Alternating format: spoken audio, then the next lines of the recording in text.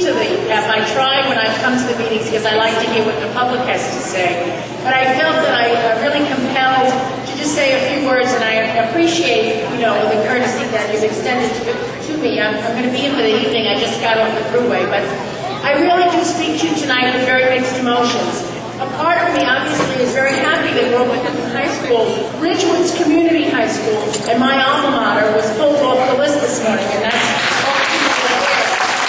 After months of anxiety and uncertainty about the future of our neighborhood school and this important neighborhood institution, I can't tell you what a relief it was to know that Cleveland will not be subjected to what I believe has been this short-sighted and damaging turnaround process. And I want to thank the DOE and the Chancellor for giving us at Cleveland a chance to survive as a community high school.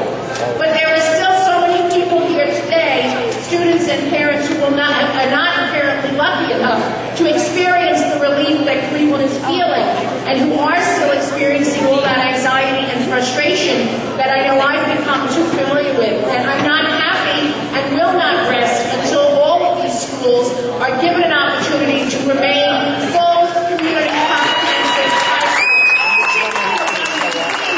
which have had a great and distinguished history and have been very unfairly tarred, really, and really unfairly treated in this process.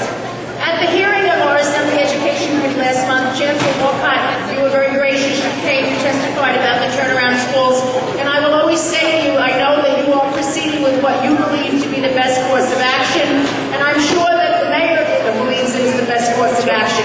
I can only say to each and every member of this panel that as someone who has been very involved in public service for a long time, who graduated from a school like Cleveland when it had 6,000 students and was on triple session, and nobody really gave about us.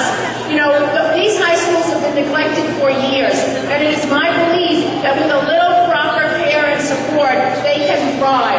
Turnaround is not the answer to those schools. The testimony from that day, from the DOE and from others, demonstrated to me there's still a lot of information that we don't even know. We haven't, for example, had an estimate of how much it will cost to place so many teachers in the ATR school and hire new teachers in their place. Clearly an expensive endeavor.